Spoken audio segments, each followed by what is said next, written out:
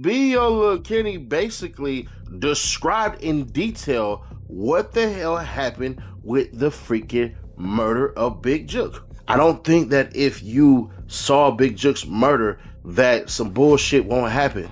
The man was too powerful. Everybody who talks about Yo Gotti, they never talk about how integral freaking Big Jook was. He was the ear to the music, the ear to the streets.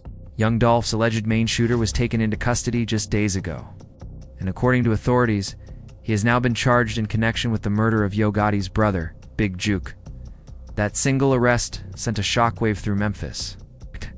Behind the polished image of the city's rap scene, where success and street credibility often blur together, B.O. Lil Kenny was operating in a much darker lane.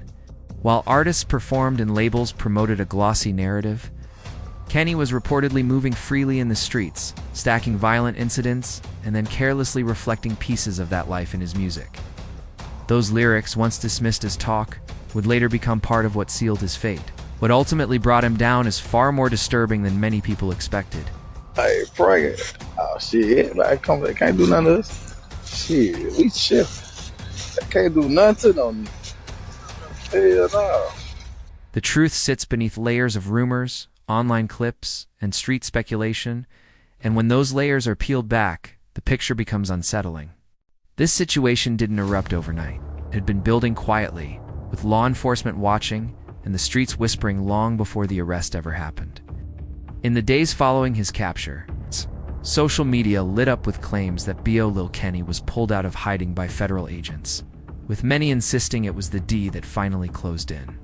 5 police sources have confirmed with Fox 13 that the person killed is Anthony Mims, also known as Big Jook. Now, Big Jook is the brother of rapper Yo Gotti. Clips spread fast, opinions formed even faster, and the story began to twist into something almost myth-like. But separating what actually happened from what people wanted to believe matters here.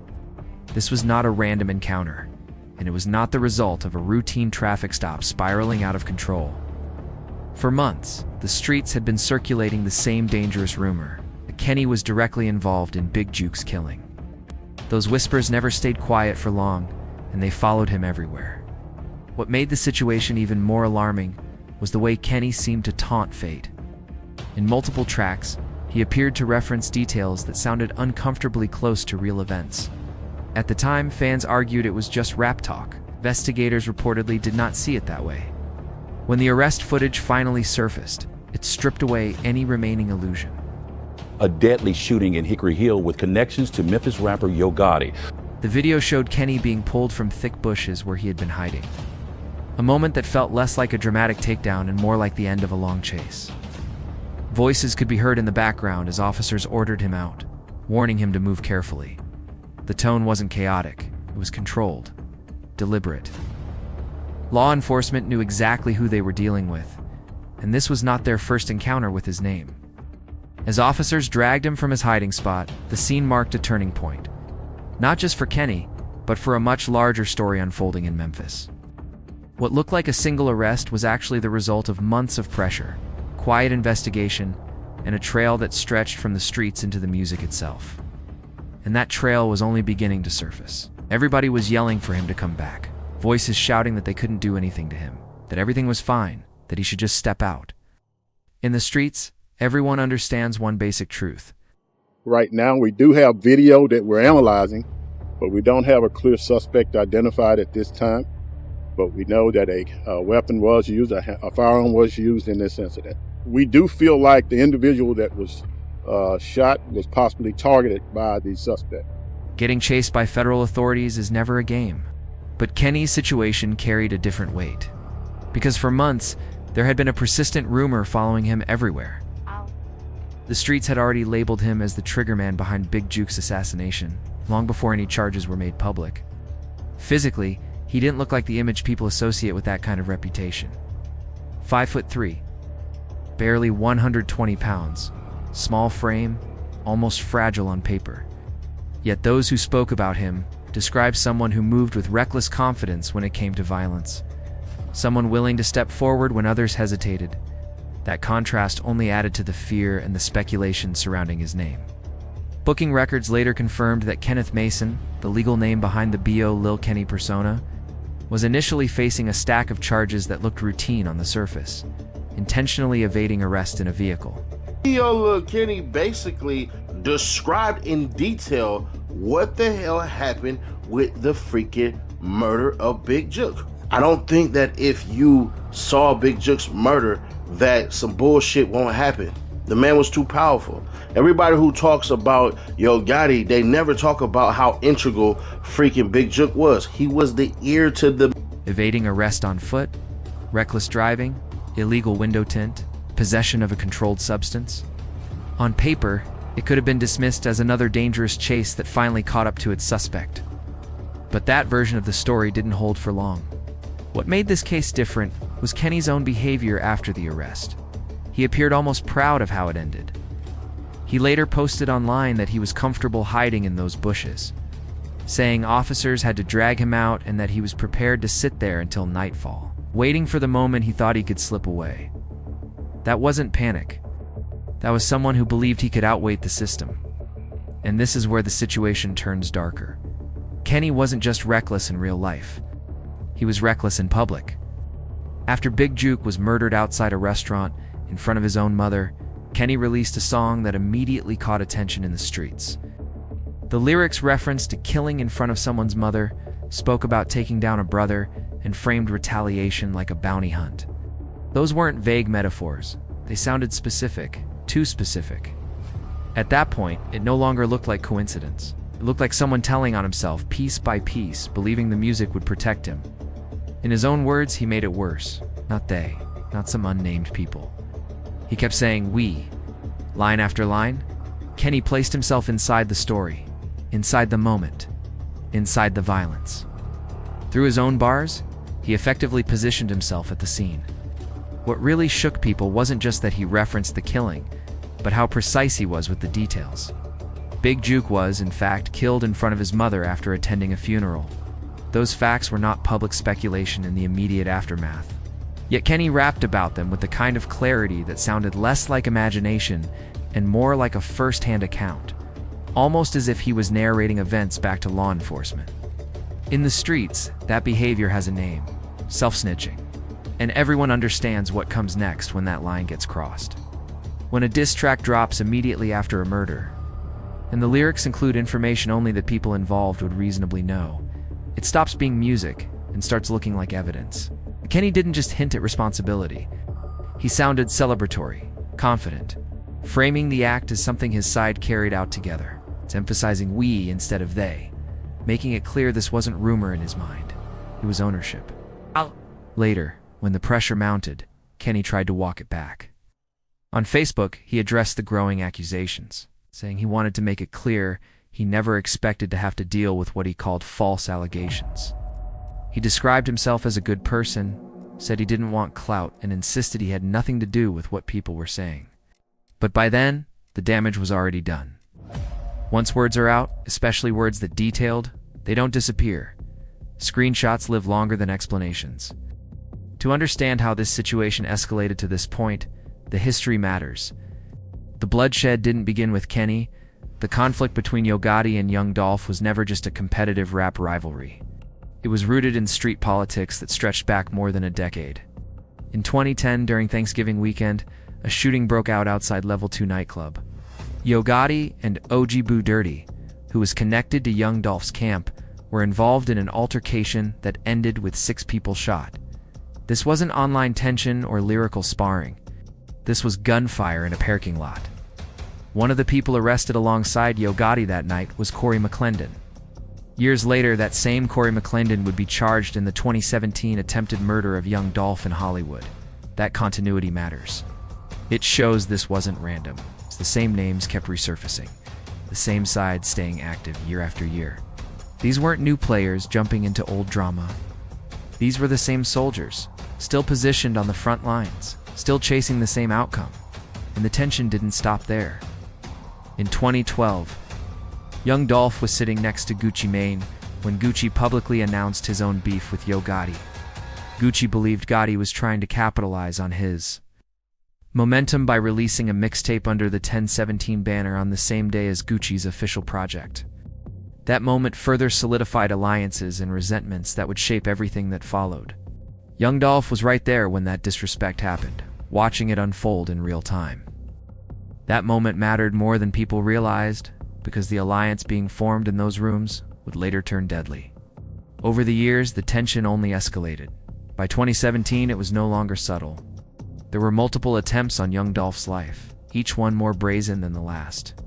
In Charlotte, his vehicle was hit with over 100 rounds, a clear message meant to end everything. Federal investigators later tied that shooting back to Yo Gotti's camp, again pointing to Corey McClendon as a central figure. At that point, there was no room left to call it music industry rivalry. This had crossed into open warfare. And when people talk about young Dolph's murder in November 2021, they often miss the deeper structure behind it. The streets had been buzzing long before the shots were fired. The word circulating was that a serious bounty had been placed on Dolph's head, and that it wasn't coming from a random corner. The name attached to it was Big Jook, Yo Gotti's brother. The man many believed functioned as the bridge between the streets and the CMG empire, handling pressure where others couldn't. This wasn't just about ego anymore. It was about territory, influence, and control in Memphis. Big Jook wasn't simply family. He was viewed as the enforcer, the one who managed street-level issues, while Yo Gotti focused on the business side of the operation. And as young Dolph continued to disrespect the family name and challenge what CMG represented, that tension reached a breaking point. According to street sources, Big Jook made a decision that day thinking it would secure his brother's position. Instead, it set off a chain reaction. In street politics, there is an unspoken rule that everyone understands. When a bounty is placed on someone's head, the clock starts ticking for everyone involved, especially when the target has loyal people around him. Young Dolph did. And they were not the type to let something like that go unanswered. Long before law enforcement caught on, the streets already knew who was believed to be behind the move. Memphis doesn't keep secrets for long. Word moves fast, and when a figure as respected as young Dolph is taken out, retaliation becomes unavoidable. Big Jook was aware of that reality. But pride, loyalty, and long-standing beef have a way of clouding judgment. During court proceedings involving the alleged killers of young Dolph, testimony revealed that Big Jook was actively making phone calls and coordinating movements on the day of the murder. That information changed everything. Once that came out, his position shifted instantly. He wasn't just connected, he was seen as the architect. And in that world, that makes you a priority target. January 13th, 2024 was the day that reality caught up to him. Big Jook was leaving Peon's Restaurant and Event Center on Winchester, near Kirby, moving through familiar territory, likely feeling safe in his own city. That comfort didn't last. When the shooters closed in, there was no warning, just the final consequence of decisions made years earlier. But the most disturbing element of what happened came down to how it was carried out. He was killed in front of his own family. In street code, that is considered the ultimate violation. There has always been an unspoken boundary about keeping mothers and family away from violence. But once revenge enters the picture, especially in a case tied to young Dolph's murder, those rules collapse completely. At that point, there are no limits left to respect. The shooting happened around 4:15 in the afternoon. Broad daylight, no masks, no effort to blend in or disappear. That detail matters because this was never meant to be subtle. The shooters wanted the message to be unmistakable. This was not about escaping unnoticed. It was about proving that Big Jook's status, influence, protection could not shield him from what the streets believed he was responsible for.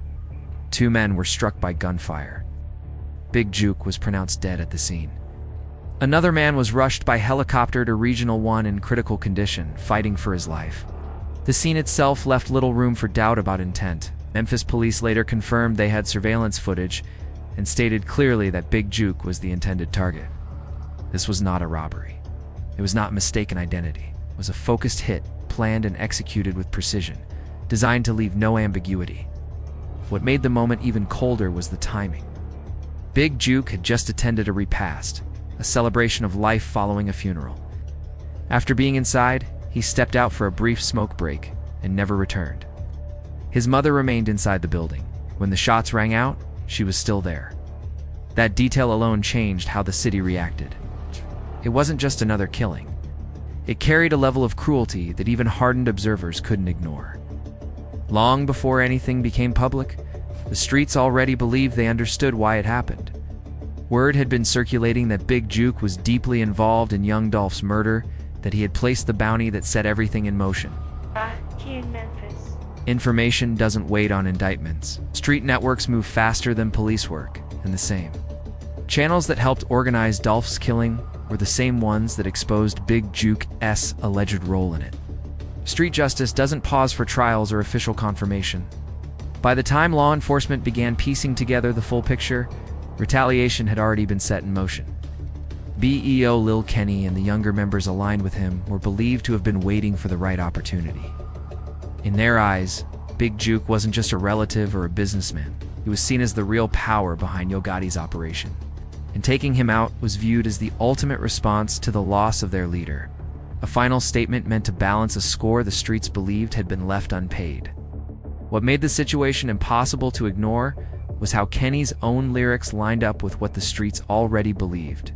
When he rapped about coming after someone like bounty hunters, about doing it in front of a mother, those weren't abstract images. They matched real events with disturbing accuracy. At that point, it stopped sounding like coincidence. It sounded like confirmation, the kind that doesn't need a press release to be understood. The streets had already connected the dots, and Kenny's music only reinforced what many assumed was common knowledge. This is where the story turns even darker. If Big Jook were still alive today, there is a strong possibility he would be sitting in a federal holding cell facing murder-related charges tied to young Dolph's death. During the trial involving the alleged shooters, it came out that Big Jook had already been questioned by police regarding his role. He wasn't invisible to investigators. He was already on their radar. In reality, he was living on borrowed time long before he was killed. Federal authorities reportedly had phone records showing Big Jook in constant communication with the shooters on the day young Dolph was murdered.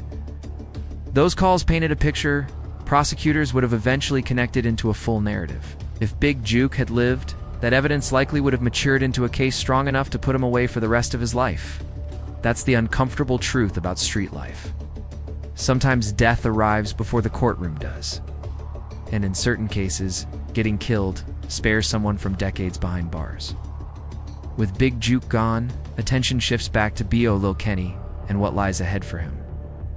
On the surface, his arrest looks minor. Evading arrest, reckless driving, possession-related charges. His bond was set at just $10,000, an amount he likely posted without much delay. To someone watching casually, it might look like he slipped through the cracks again, but that view ignores what's really happening behind the scenes. Kenny didn't just breeze through processing. He reportedly spent an additional 8 hours in interrogation. Not because of traffic violations, but because of everything attached to his name. The rumors, the lyrics, the online posts, the accusations that refuse to disappear. Law enforcement understands context, and they rarely waste that much time unless they're measuring something bigger. What looks small on paper often isn't small in reality. And for Kenny, this arrest may not represent an ending at all. It may simply be the moment where the pressure truly begins to close in. Kenny once said the internet is a dangerous drug, and in his case, that statement turned out to be painfully accurate. His own social media posts, combined with his music videos and lyrics, provided law enforcement with a trail that was difficult to ignore. In the modern era, investigators don't rely solely on witnesses and physical evidence. They study patterns, timelines, and digital footprints. And Kenny left plenty behind. Every post, every bar, every visual became another piece of context, connecting him closer to Big Jook's killing. Federal investigations rarely move fast on the surface. They start small and build quietly. Minor charges are often used as leverage, a way to detain, question, and observe, while a much larger case is being assembled behind closed doors. An arrest for evading police or possession doesn't always mean that's the real focus. It often means investigators are buying time. Time to corroborate statements, time to line up phone data, time to compare lyrics with known facts. Kenny's self-snitching tracks didn't exist in a vacuum. To law enforcement, they weren't entertainment, they were corroboration. When combined with street intelligence and ongoing investigations, those songs helped frame a narrative that prosecutors could work with. And that's why this situation goes beyond revenge or street justice. It exposes the long-term consequences of choosing violence as the solution to every conflict. Young Dolph was killed, and that set everything in motion. Big Jook was then killed in retaliation. Now Kenny stands at the edge of that same cliff, facing the possibility that his freedom may be the next casualty. The cycle doesn't pause. It only moves forward, leaving families behind to absorb the damage. Gotti lost his brother. Young Dolph's family lost a son, a leader, and a provider. And now Kenny's family may be preparing for the possibility of losing him to the prison system. That's the real cost of this war. It's not headlines, not reputations, but permanent absence. Kenny may believe he slipped past the worst of it for now, but the streets are paying attention, and federal authorities are known for their patience. What looks like silence is often preparation. This story isn't finished. It's still unfolding piece by piece, as investigators continue to pull on threads that have been years in the making. And for those following this case closely through street leaks, it's becoming increasingly clear that what started as rap beef has evolved into something far more consequential.